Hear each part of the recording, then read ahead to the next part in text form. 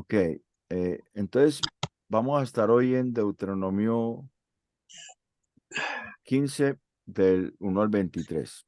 Entonces vamos a leer la porción del 1 al 11 primero y la compartimos. La Buenas compartimos. noches. Buenas noches, mi hermana, Dios te bendiga. Entonces voy a leer Deuteronomio 15 primero del 1 al 11, ¿cierto? Después vamos a leer del 12 al 18 y después del 19 al 23. Son las tres porciones que tenemos en que hemos dividido este pasaje, entonces vamos a leer. Deuteronomio 15:1 dice, cada 7 años harás remisión, perdonarás, no, y esta es la manera de la remisión, perdonarás a su deudor todo aquel, perdonará a su deudor todo aquel que hizo empréstito de su mano, con el cual obligó a su prójimo, no lo demandará más a su prójimo o a su hermano, porque es pregonada la remisión de Jehová. Del extranjero demandarás el reintegro, pero lo que tu hermano tuviere tuyo, lo perdonará tu mano, para que así no haya en medio de ti mendigo, porque Jehová te bendecirá con abundancia en la tierra que Jehová tu Dios te da por heredad para que la tomes en posesión. Si escuchares fielmente la voz de Jehová tu Dios para guardar y cumplir todos estos mandamientos que yo te ordeno hoy, ya que Jehová tu Dios te habrá bendecido, como te ha dicho. Prestarás entonces a muchas naciones, mas tú no tomarás prestado. Tendrás dominio sobre muchas naciones, pero sobre ti no tendrán dominio. Cuando haya en medio de ti menesteroso de alguno de tus hermanos en alguna de tus ciudades en la tierra que Jehová tu Dios te da, no endurecerás tu corazón ni cerrarás tu mano contra tu hermano pobre, sino abrirás a él tu mano libremente y en efecto le prestarás lo que necesite. Guárdate de tener en tu corazón pensamiento perverso, diciendo, cerca está el año séptimo, el de la remisión, y mires con malos ojos a tu hermano menesteroso para no darle, porque él podrá clamar contra ti a Jehová y se te contará por pecado. Sin falla le darás, y no serás de mezquino corazón cuando le des, porque por ello te bendecirá Jehová tu Dios en todos tus hechos y en todo lo que emprendas, porque no faltarán menesterosos en medio de la tierra. Por eso yo te mando diciendo, abrirás tu mano a tu hermano, al pobre y al menesteroso en tu tierra. Esta es la primera porción de un texto que he titulado Somos un pueblo, somos el pueblo consagrado para Dios.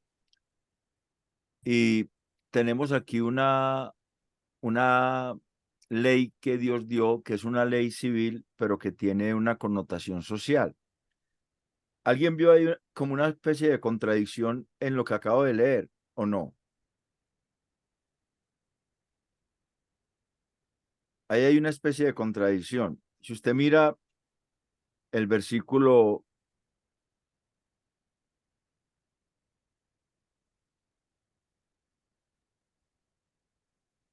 el versículo 4 del capítulo 15 dice, para que así no haya en medio de ti menester, mendigo, ¿cierto? La palabra mendigo es una palabra que también significa menesteroso. La palabra mendigo es un término que significa menesteroso, pobre, indigente, necesitado. Sin embargo, dice en el versículo 4, para que así no haya en medio de ti menesteroso, pero allá en el versículo 11 dice, porque no faltarán menesterosos en medio de la tierra. Entonces, hay una ley que Dios da, que es una ley que tiene que ver con la remisión. La remisión era el perdonar las deudas que habían. Cada 7 años se hacía. Y el propósito era que no hubiera menesteroso, que no hubiera una pobreza absoluta en medio del pueblo de Dios. Sin embargo, en el versículo 11, él dice lo que el Señor Jesucristo también nos dice a nosotros en el Evangelio, Él dice en el versículo 11, porque no faltarán menesterosos en medio de la tierra. Entonces, el Señor Jesucristo lo dijo en Juan 12:8, ¿cierto? Que los pobres siempre estarían en medio de nosotros. Siempre iba a haber menesterosos, pobres, mendigos, pobreza absoluta. Entonces, el propósito de la ley era que evitar que hubiera pobreza absoluta en medio de Israel. Pero el Señor es consciente de que el pueblo no va a cumplir la ley. O sea, si el pueblo obedeciera a esa ley, como el Señor la da, en Israel no debería haber en ese momento personas que tuvieran carencia de muchos bienes, que fueran desposeídos, porque ese era el propósito de esa ley. Pero el Señor sabe que el pueblo no va a ser obediente absolutamente a esa ley y que esa obediencia a medias va a causar que haya menesterosos en medio del pueblo de Dios, en ese caso de Israel. Es una ley civil que tiene un propósito social y es que no haya desposeídos en medio de la iglesia, en el caso de nosotros. Es el principio que nosotros debemos tomar para nosotros, que nosotros estamos llamados a prestarle a nuestros hermanos, a ayudarle a nuestros hermanos, y si no tuvieran con qué pagar la deuda, perdonarle la deuda. Eso es el llamado, y eso está en Santiago 2, 15 y 16, primera de Juan 4, 17, para nosotros, ¿cierto? Si uno lee Santiago 2, 15 y 16, lo voy a leer acá en la Biblia que tengo aquí a la mano, Reina Valera, en 1960, Santiago 2, 15 y 16 dice, y si un hermano o una hermana están desnudos y tienen necesidad del mantenimiento de cada día, y alguno de vosotros les dice, id en paz, calentados y saciados, pero no les da las cosas que son necesarias para el cuerpo, ¿de qué aprovecha? El apóstol Juan en la primera carta, capítulo 4, versículo 17 dice, primera de Juan 3:17, perdón, no es 4 y no 3, 3:17. Aquí voy a corregir la cita porque está mala. Es 3:17. Primera de Juan 3:17 dice, pero el que tiene bienes de este mundo y ve a su hermano tener necesidad y cierra contra él su corazón, ¿cómo mora el amor de Dios en él? Es de mezquino corazón, lo que dice aquí en Deuteronomio, que no seamos de mezquino corazón. En el versículo 9 dice, guárdate de tener en tu corazón pensamiento perverso diciendo, cerca está el año séptimo, el de la remisión, y mires con malos ojos a tu hermano menesteroso para no darle, porque él podrá clamar a ti contra Jehová y te será contado por pecado.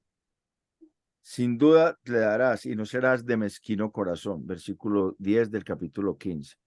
Ser de mezquino corazón es cuando nosotros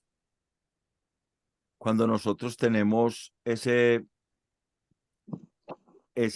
grado de maldad tan alto que no nos da espacio para perdonar la deuda, para tener misericordia y nos deleitamos en hacer daño. Esa característica propia de los seres humanos, el egoísmo, que nos gusta que nos perdonen, pero no perdonar, sobre todo las deudas.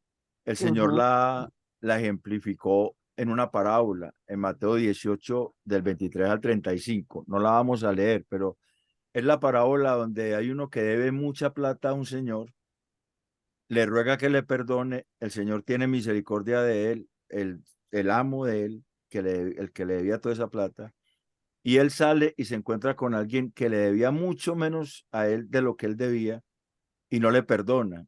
Y esta persona se queja con el amo y el amo viene y lo mete a la cárcel hasta que pague todo, ¿cierto? Esa es la enseñanza que hay aquí. Cuando nosotros vamos a ayudar a nuestros hermanos, porque si somos un pueblo consagrado para Dios, lo primero que hacemos es, lo demostramos ayudando a los pobres entre nuestros hermanos, porque el texto es claro. El texto dice que la remisión se hace con los hermanos, no con los extranjeros, ¿cierto? Si usted mira el versículo 1 y 2 dice, cada 7 años la remisión, y esta es la manera de la remisión. Perdonarás a su deudor todo aquel que hizo empréstito de su mano, con el cual obligó a su prójimo. No lo demandará más a su prójimo o a su hermano, porque es pregonada la remisión de Jehová. O sea que ahí el prójimo es el hermano, porque en el versículo 3 dice, del extranjero demandarás el reintegro, pero lo que tu hermano tuviere tuyo, lo perdonará tu mano. O sea, la remisión era algo que se hacía entre hermanos, entre el pueblo de Dios. Ahora, si nosotros le prestamos a alguien que no es hermano y la persona vemos que no puede pagar, pues también estamos en la libertad de perdonarle la deuda, pero el principio es para que no haya pobreza absoluta en medio de la iglesia, en medio de los creyentes. Entonces, podríamos decir que ayudando a los pobres entre nuestros hermanos, prestando a nuestros hermanos, cada vez que nuestro hermano no pueda pagarnos, debemos tener un corazón que esté dispuesto a perdonar dicha deuda. Implica no demandarle el pago ni presionarlo para que pague, como hizo la persona esa en Mateo 18, del 23 al 35. No estamos llamados a hacer esto con quienes no son nuestros hermanos. Y el propósito de esto es que no haya pobreza absoluta entre nosotros. Y hay unas consecuencias de hacer esto. Mire que dice,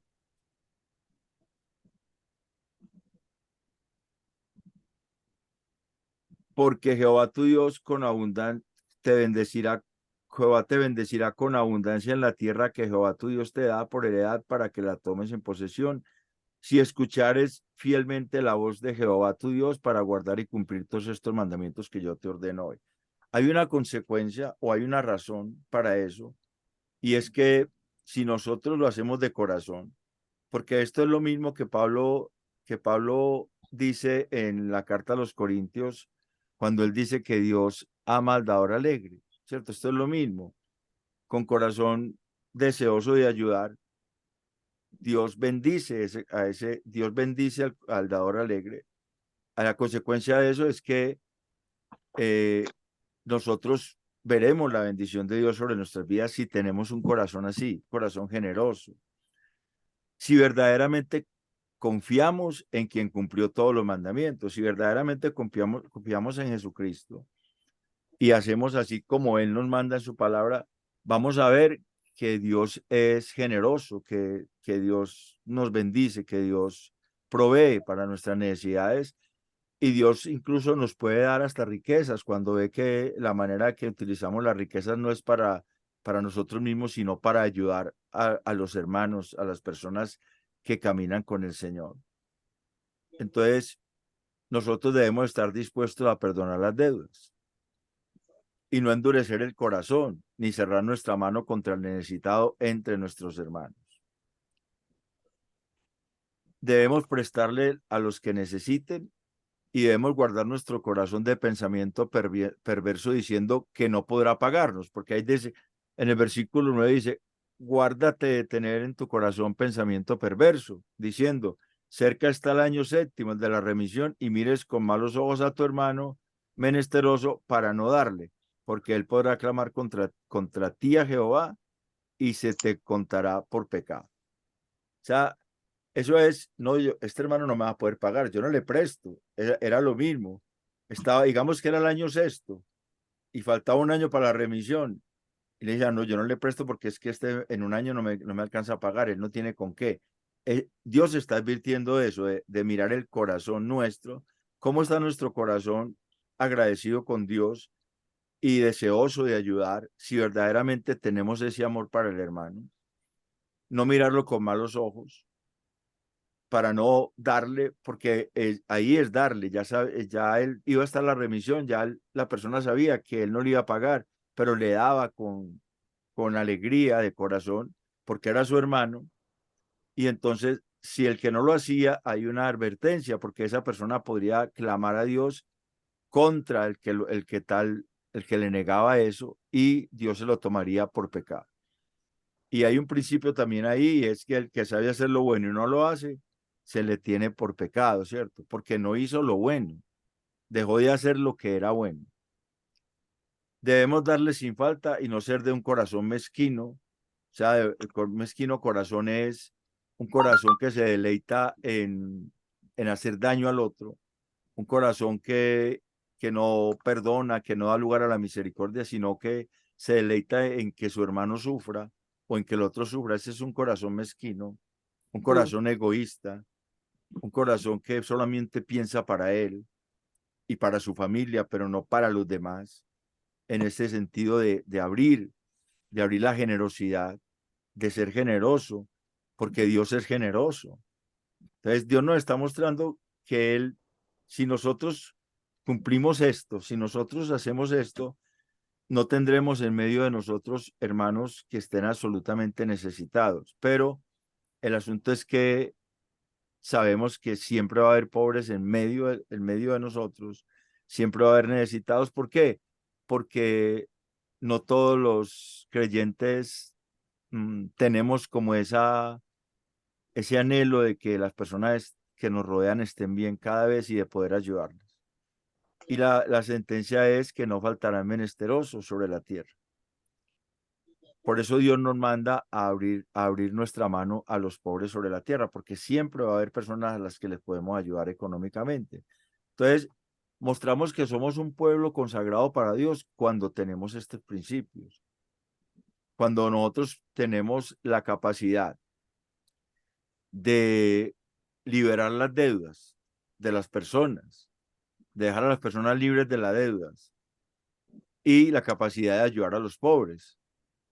Entonces, ahí podría ser, en un bosquejo analítico, podría ser ese primer aspecto, Deuteronomios 15 del 1 al 11, considerarse como la ética de la liberación de las deudas y la ayuda a los pobres. La ética de la liberación de las deudas, de Deuteronomio 15 del 1 al 6, y la ética de ayuda a los pobres, de Deuteronomio 15 del 7 al 11. La ética de la liberación de las deudas conduce a la eliminación de la esclavitud por deudas, o sea, que nadie se sienta esclavizado porque nos debe, porque nosotros sabemos que la deuda esclaviza. Hay un proverbio que dice, el que, el que tomas prestado, el siervo del que le presta. Ujú. El rico se enseñará de los pobres y el que toma prestado, el siervo del que le presta. La deuda esclaviza.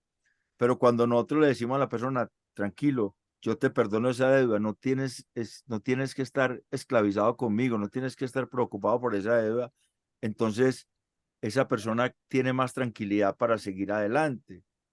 Si nosotros, por ejemplo, a alguien le prestamos un plante para que trabaje y él empieza a trabajar y va bien y en determinado momento se quiebra, pues no es que él se gastó el plante, sino que se quebró por alguna circunstancia.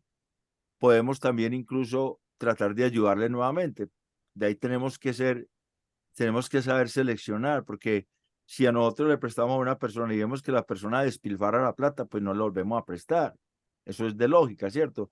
Le prestamos al que sí sabemos que quiere mejorar, que quiere salir adelante. Y además, esa liberación de las deudas, esa ética de la liberación de las deudas promueve la justicia económica, promueve que las condiciones económicas sean estables para todas las familias en medio de la iglesia.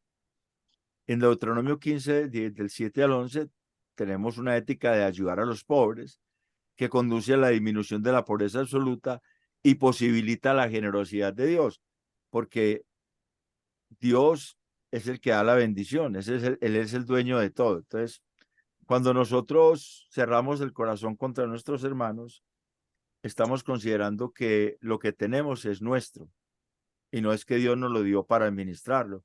Y lo que nosotros tenemos es porque Dios nos los dio para administrarlo. Esa sería la primera parte. Somos un pueblo consagrado para Dios, somos el pueblo consagrado para Dios y lo demostramos primero, según este pasaje de Deuteronomio 15, ayudando a los pobres en nuestros hermanos. Y esa ayuda es en dos frentes: liberándolos de las deudas y prestándoles cuando tienen necesidad. ¿Listo? Ese es el primer aspecto. El segundo aspecto es Deuteronomio 15, del 12 al 18. Alguien que me lea, por favor, esa porción.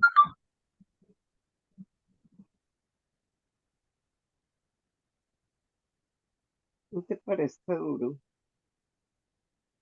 Cuando te enviaré libre, pues la mitad del costo de sus bienes. Deuteronomio 15, del 12 al 18.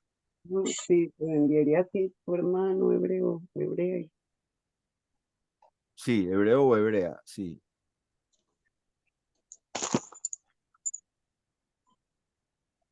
Sí, sí, Noralba, léelo, por favor. Cumplió 6 años, al séptimo le despedirás libre, y cuando lo despidieres libre, no le enviarás con las manos vacías, le abastecerás liberalmente de tus ovejas, de tu era y de tu lagar. Le darás de aquello en que Jehová te hubiere bendecido y te acordarás de que fuiste siervo en la tierra de Egipto y que Jehová tu Dios te rescató. Por tanto, yo te mando esto hoy. Si él te dijere, no te dejaré, porque te ama a ti y a tu casa y porque le va bien contigo. Entonces tomarás una lesna y horadarás tu oreja contra la puerta y será tu siervo para siempre, así también harás a tu criada. No te parezca duro cuando le enviares libre, pues la mitad del costo de un jornalero te sirvió. ¿Hasta cuándo? Hasta el Desde 18, usted los sirvió 6 años, 6 años. Jehová tu Dios te bendecirá en todo cuanto hicieres. Que ahí hay una esclavitud que es la esclavitud del modo de producción asiático, que era una esclavitud con paga. Mira lo que dice el versículo 18. No te parezca duro cuando le enviares libre, pues por la mitad del costo de un jornalero te sirvió 6 años. O sea, ese esclavo recibía la mitad del pago normal que se le daba a cualquier jornalero, pero era un esclavo de la casa. Ese era un modo de esclavitud que había en ese tiempo. Y el término ahí esclavo en hebreo es un término que la Septuaginta lo traduce por dolus en el griego. Ese dolus es el que el Nuevo Testamento usa cuando se refiere a los siervos del Señor, esclavos de Cristo. Cuando Pablo dice yo, siervo de Jesucristo, o Pedro, ese dolus. Y es un término que significa que ese esclavo es un esclavo que quiere quedarse en la casa, que no se quiere ir, que quiere ser esclavo. Nosotros somos ese tipo de esclavos con el Señor. Nosotros somos esclavos de Cristo que no queremos dejar de ser esclavos de Cristo, porque amamos a Cristo, porque estamos muy contentos con Él, agradecidos de que haya venido a nuestras vidas. Entonces, el mandato acá es de liberar al esclavo cuando hubiere trabajado 6 años, o sea, al año séptimo, dejarlo ir, porque ese esclavo ya había trabajado 6 años por la mitad del trabajo, por la mitad del salario que se pagaba, y no, como quien dice, obstinarse en que no se podía ir porque era esclavo. Ahí hay una ley para proteger a los esclavos, para que los esclavos puedan tener libertad de sus amos. Y si unos esclavos estaban muy contentos con los amos porque les gustaba el trato que les daban, porque se sentían bien con el salario que tenían, con los trabajos que tenían, entonces el amo no lo mandara, simplemente lo marcaba perforándole la oreja con una lesna y quedaba marcado como esclavo suyo de por vida, pero era porque él voluntariamente accedía a eso. Así nosotros hemos sido sellados, no con un hueco en la oreja, sino con el Espíritu Santo, como esclavos de Cristo, porque nosotros somos esclavos porque amamos a Cristo y no porque nos sentimos obligados o reprimidos por Cristo, sino porque le amamos. Libremente queremos ser sus esclavos, queremos ser sus siervos. Entonces, la segunda manera en que nosotros mostramos que somos un pueblo consagrado para Dios es teniendo misericordia de los empleados o trabajadores Hoy en día no hay esclavitud. Hoy en día no podemos hablar de esclavos en Colombia. Habrá países donde hay esclavitud, pero en Colombia no tenemos un régimen de esclavitud. Entonces, pero sí hay empleados y hay empleadores. Entonces, si nosotros tenemos empleados, mostramos que somos un pueblo consagrado para ellos, teniendo misericordia de los empleados o trabajadores a nuestro cargo. Cuando tengamos trabajadores a nuestro cargo y nos hubieran servido por algún tiempo, cuando los despidamos no los enviamos con las manos vacías. Nosotros tenemos que pagarles a los trabajadores lo que, todas las prestaciones a las que ellos tienen derecho por ley. Cesantías, prestaciones, dependiendo del trabajo. Incluso yo me acuerdo que las empleadas domésticas eran muy mal pagadas, muy mal remuneradas, y muchas de ellas trabajaban por unos salarios míseros, simplemente por la comida y la dormida y poquita plata, pero después hubo una regulación que a ellas hay que pagarles el mínimo y hay que afiliar a las cajas de compensaciones y hay que pagarles cesantías y hay que pagarles prestaciones. Entonces, todo eso un creyente lo debe hacer porque eso es sujetarse a la ley. Esta es una ley civil que tiene como propósito liberar al esclavo para que no tenga que ser esclavo toda la vida, a menos que él quiera ser esclavo, porque ama a su patrón, porque se siente bien en su casa. Entonces, para nosotros tenemos como principio que nosotros, cuando tenemos trabajadores, aunque no son nuestros esclavos, si están bajo nuestra autoridad, ellos deben hacer lo que les digamos en el trabajo, de acuerdo a la ley, pero ellos tienen derecho a unos salarios y a unas prestaciones y a unas cesantías y a unas cajas de compensación y a una cotización a pensión y a salud por parte del empleador y por parte del empleado. Eso se reparte en unos porcentajes. Todo eso tenemos que tenerlo en cuenta y les damos a ellos de todo aquello con lo que Dios nos hubiere bendecido. O sea, nosotros vamos a pagar el salario, es porque de ellos, porque Dios nos bendice. Si no, si Dios no nos bendijere, si estuvieran dando pérdidas, no tendríamos trabajadores, tendríamos que despedirlos y despedirlos con todo lo de la ley.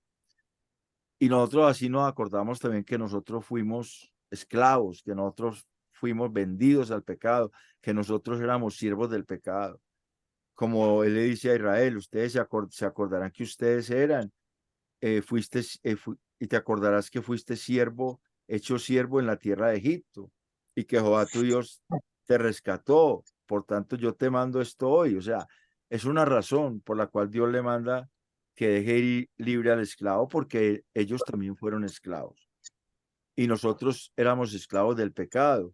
Y cuando éramos esclavos del pecado, vivíamos de una manera muy diferente. Ahora que somos libres en Cristo, pues nosotros no tenemos el derecho de esclavizar a otras personas a que nos trabajen en condiciones que no son justas delante de la ley, porque nosotros recordamos, y estoy hablando de la ley de cada nación, en este caso de la ley colombiana, y nosotros tenemos que acordarnos que el que resiste a las autoridades puestas por Dios, a Dios resiste. O sea, nosotros estamos llamados a obedecer la ley porque las autoridades que hay son puestas por Dios. Entonces, si la ley dice que hay unos derechos que tiene el trabajador, nosotros si fuésemos empleadores cristianos, debemos cumplir con todo eso que la ley exige.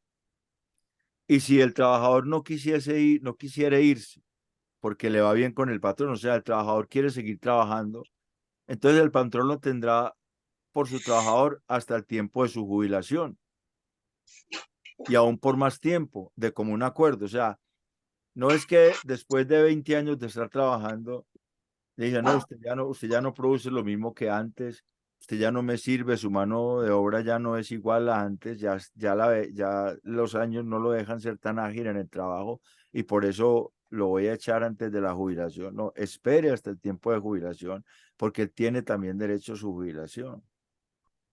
Lo que uno puede hacer en una empresa es ponerlo a hacer otras cosas que ya no sean tan demandantes físicamente mientras llega a su jubilación. Y de común acuerdo la persona también puede, después de jubilado, de común acuerdo le puede seguir pagando por horas o algo así, pero porque el propósito es ayudarle a esa persona.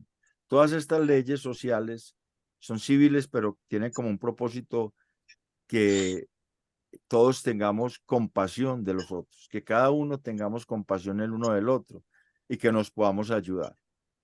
Y no debe parecerle duro al patrón dejar ir al trabajador cuando éste quisiera irse. O sea, si el trabajador dice, yo ya no quiero trabajar más, muchas gracias, yo me quiero ir, no hacerle cumplir el contrato. No es que usted tiene un contrato aquí, me tiene que pagar esto, sino dejarlo ir, porque durante un tiempo trabajó sin hacer muchas exigencias, y si eso hacemos, Dios bendecirá al patrón que eso hiciera. Eso es un principio que hay ahí, que si nosotros tenemos compasión de los que nos deben, en el primer caso, de los que están a nuestro cargo, en el segundo caso, Dios nos va a bendecir, va a continuar bendiciendo. Porque Dios va a ver que lo que nosotros tenemos no lo estamos administrando para nosotros, sino que estamos dando trabajo, que estamos ayudando a las familias, que estamos ayudándonos unos a otros. Ese es un principio que hay ahí. Entonces, son leyes civiles que apuntan hacia la igualdad social, hacia la convivencia social, hacia una relación de amor entre las personas que se manifiesta precisamente en la parte económica, en saber manejar lo económico en relación con los demás. Israel es un pueblo que ha sido muy próspero porque ellos tienen estos principios muy claros. Aquí en Colombia, aquí en Medellín, precisamente en los años 89, los judíos que tenían plata se fueron para otros países. Aquí quedaron los judíos que eran pobres, pero los que eran pobres eran dueños de fábricas, tenían trabajadores a sus cargos. Ellos eran los que eran disque pobres entre los judíos. Pues los ricos entre ellos se fueron para otros países, porque por lo que pasaba con Pablo Escobar y todo eso. Fue una época muy dura. Y en esa época, antes de esa época, 40 años antes, cuando había judíos que estaban aquí, que estaban iniciando sus negocios pequeños y iban saliendo adelante, la comunidad judía, ellos se unían, los que ya tenían una estabilidad económica, y no le prestaban, sino que le daban para que pudiera salir adelante.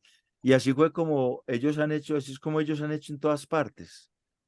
En España, por ejemplo, cuando echaron a los judíos, la recesión económica que hubo en España fue muy fuerte porque ellos eran los que manejaban la plata y los echaron, si no se volvían gentiles. Hubo unas leyes allá y los que no quisieron ir, pues cambiaron sus apellidos. Pero la recesión económica que hubo en el país fue muy fuerte porque ellos tenían mucha economía, ellos manejaban mucha parte de la economía en España, y en todas partes que usted ve que hay judíos, usted ve que son personas que son prósperas económicamente porque ellos manejan estos principios, los tienen muy claros, desde pequeñitos se los enseñan. Y si ellos ven a un hermano de ellos, a un judío, pasando necesidades, todos se ayudan, todos se unen y le ayudan y lo sacan adelante. No lo cargan, sino que le van ayudando para que él pueda salir adelante y sacar su familia adelante. Eso es algo que nosotros debemos aprender. A nosotros nos falta mucho aprender de eso, de la solidaridad que hay entre los judíos en relación a la convivencia social, en relación a las riquezas que unos tienen y las ponen a favor de otros para que estos también puedan salir adelante. Eso es lo que nosotros como iglesia también debemos tener en cuenta. Y la tercera manera como nosotros podemos mostrar que somos un pueblo consagrado para Dios está en los versículos del 19 al 23. Dice: consagrarás a Jehová tu Dios todo primogénito, macho, de tus vacas y de tus ovejas. No te servirás del primogénito de tus vacas, ni trasquilarás el primogénito de tus ovejas. Delante de Jehová tu Dios los comerás cada año, tú y tu familia, en el lugar que Jehová escogiere. Y si hubiere en él defecto, si fuere ciego o cojo, o hubiere en él cualquier falta, no lo sacrificarás a Jehová tu Dios. en tus poblaciones lo comerás. El inmundo, lo mismo que el limpio, comerán de él, como de una gacela o de un ciervo. Solamente que no comas su sangre sobre la tierra, la derramarás como agua. O sea, teniendo a Dios en primer lugar, consagrando todo lo que Dios nos da a Él, sabiendo que Él es el dueño de eso. Debemos entender que todo lo que tenemos es porque Dios lo proveyó. Por lo tanto, lo consagramos a Él, por lo tanto, es de Él, sabemos que es de Él. Y nosotros no debemos servirnos de nuestras pertenencias para enriquecernos, sino para glorificar a Dios. O sea, eso, cuando dice allí que consagrarás el macho de tus vacas, de tus ovejas, y no trasquilarás al primogénito de tus ovejas, no te servirás del primogénito de tus vacas, es que esos primogénitos se presentaban para Dios en sacrificio. Y cuando esos primogénitos tenían defecto, entonces no se presentaban a Dios en sacrificio, pero se compartían con el pueblo. Tampoco se utilizaban para uno, para comer solamente mi familia, sino que con los que hubiera ahí se compartía y se comía no en el lugar del sacrificio, no allá en el altar, no allá en el templo o en el tabernáculo en este caso, sino que se comía en el lugar donde estuviera. Pero el propósito era que eso sirviera de alimento para todos, porque cuando se consagraban esos animales, allá en sacrificio, se compartía con el levita. Acuerde que ya eso lo vimos anteriormente. Esos sacrificios siempre se les daba parte al levita, era algo que Dios destinó ciertas partes de los animales para que los levitas comieran. Se compartía con la familia, se compartía con los que hubiera allí, pero si el animal tenía algún defecto, si era ciego o cojo, entonces no se llevaba al sacrificio porque Dios no aceptaba ese sacrificio, sino que como era el primogénito, se compartía también con la gente que hubiera ahí. Y entonces es un principio de no servirnos de nuestras pertenencias para enriquecernos, sino para glorificar a Dios. Si Dios nos da riquezas, no es para nosotros acumularlas y guardarlas y hacer más riquezas para nosotros, sino para que lo que hagamos con ellas sea para que Dios sea exaltado, sea glorificado. Y una de las maneras es ayudando a las personas, dándoles alimento, dándoles posibilidades de mejorar sus condiciones de vida. Debemos ser generosos con nuestra familia. Lo comía con la familia, ¿cierto? En el lugar que Jehová escogiere. Pero también, si era defectuoso, lo comía con el prójimo. O sea, también debemos ser generosos con nuestro prójimo delante de Dios, dedicando parte de nuestras posesiones para compartir con todos los demás. Además de esto que hay acá, nosotros podemos decir que este tercer aspecto lo podemos llamar la ética de la preeminencia de Dios, que conduce al reconocimiento del señorío de Dios, lo cual promueve la adoración condicional a Dios. Recuerde que el sacrificio era un sacrificio que se hacía en el altar de sacrificios y allí se hacía una adoración a Dios. Se presentaban esos animales, se consagraban a Dios, eso era un acto de adoración. Cuando nosotros tenemos esa capacidad de que no considerar que lo que nosotros tenemos es solamente para disfrutarlo nosotros, cada uno o con sus familias, sino que también podemos ayudar a otros con eso. Estamos, estamos haciendo un acto de adoración a Dios, estamos diciendo, reconociendo que Dios es el dueño y hemos consagrado eso a Dios y le decimos que lo use para la gloria de Él. Eso nosotros tenemos que tener en cuenta. Todos esos sacrificios de animales, el primogénito, por ejemplo, la palabra primogénito es muy interesante porque esa palabra primogénito significa el jefe, el mayor, el primero, la primicia, y es el equivalente al término griego prototokos que se utiliza en la Biblia como primogénito, que en el Nuevo Testamento se refiere al primero de una serie de hijos. En este sentido es que lo usa el apóstol Pablo en Colosenses 1:15. cuando dice que Cristo es el primogénito de toda creación, o sea, es el primer hijo en toda la creación, porque es el Hijo eterno de Dios. Él es Hijo eterno. Él, cuando se hace hombre, es el Hijo eterno de Dios el que se hace hombre. Y no fue creado, sino engendrado. Es el primer que le da valor a la creación. Es el primero que le da valor a la creación. Él es el primero de una serie de hijos, con la diferencia de que él no fue creado, sino engendrado hijo, pues siendo Hijo eterno de Dios, se humanó para ser nuestro representante legal ante Dios. Y obviamente cumplía con el simbolismo expresado en Deuteronomio 15:19. Dice ahí, el primogénito macho de tus vacas y de tus ovejas. O sea, era primogénito macho. Él cumplía con ese requisito. El primogénito de Dios. El primero que le da valor a la creación, que Dios engendra como hombre, pero que ya existía preeminente antes de ser engendrado como ser humano. Todo esto apunta a Cristo, lo mismo la remisión, el año de remisión apunta a Cristo, porque la palabra remisión en griego es una palabra que significa que cada 7 años en la fiesta de los tabernáculos se perdonaban las deudas a los hermanos, eso está en Deuteronomio, en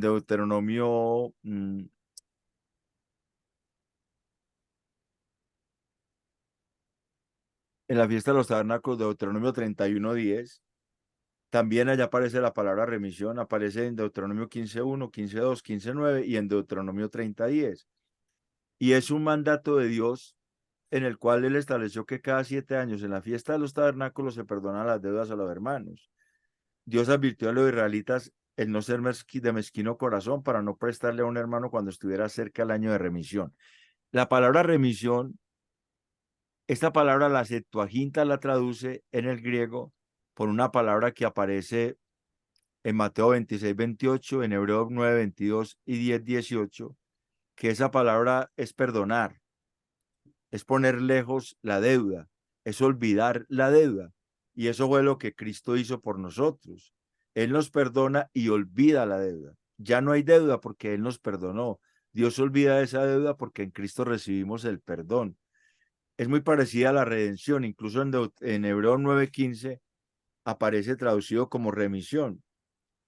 Y esa palabra es la palabra que significa redención. En Hebreos 9:15 se traduce como remisión. En Hebreos 9:15 dice, así que por esto el mediador de un nuevo pacto para que, interviniendo muerte para la remisión de las transgresiones, y ahí la palabra que traduce no es la palabra que hay en los otros textos en Mateo 26:28, Hebreos 9:22 y 10:18, que es la palabra afiemi, que es la palabra afesis, que viene de afiemi, que es perdonar, sino que la palabra que aparece en Hebreos 9:15 es apolutrosis, pero la traduce redención. ¿Por qué? Remisión, porque la redención y la remisión son muy parecidas. En ese término es compuesto de una palabra que significa echar fuera, terminar, acabar, cesación, partida, y otra palabra que significa algo con que aflojar, soltar. O sea que ya se soltó, se echó fuera la deuda, se quitó, esa es la redención. Entonces podemos decir que el año de remisión apuntaba a la acción totalmente liberadora que el Señor Jesucristo ejecutaría por toda su iglesia. Es decir, esta ley civil apuntaba directamente a la vida perfecta y muerte sustituta del eterno Hijo de Dios humanado. O sea, todas estas leyes que hay acá apuntan a Cristo. Todas estas apuntan a Cristo. Apuntan a perdonar la deuda, a perdonar la esclavitud. Él nos libró de la esclavitud del pecado y nos hizo sus esclavos porque nosotros voluntariamente anhelamos cada día ser más esclavos de Él. Significa que voluntariamente nosotros anhelamos en cada momento ser más obedientes, hacer más su voluntad. Eso debe ser algo que esté entre nosotros. Entonces, para resumir este pasaje, en este pasaje encontramos el principio de la ética de la liberación de las deudas. la cual conduce a la eliminación de la esclavitud por deudas y promueve la justicia económica. También encontramos el mandato de ayudar a los pobres y la recompensa por la generosidad. Todo eso lo encontramos en Deuteronomios 15, del 1 al 11. Primer aspecto que ya vimos. En Deuteronomios 15, del 12 al 18, encontramos la ética del año de remisión, el cual promueve la igualdad y la justicia social.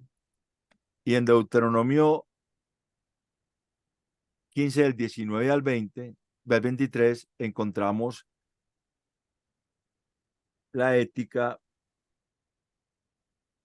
encontramos la ética mmm, de la preeminencia de Dios, principio que nos recuerda que Dios no es solo el dueño de todo, sino que merece tener el primer lugar en nuestros corazones.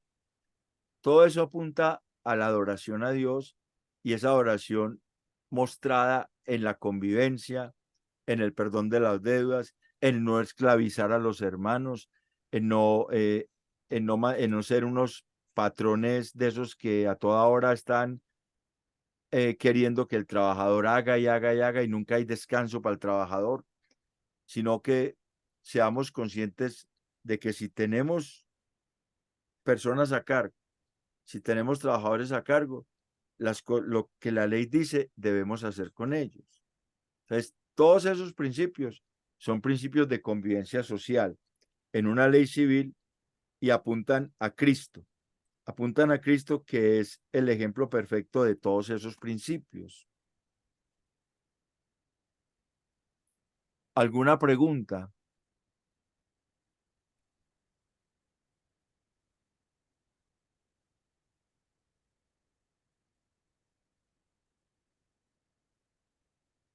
No, hermano, todo está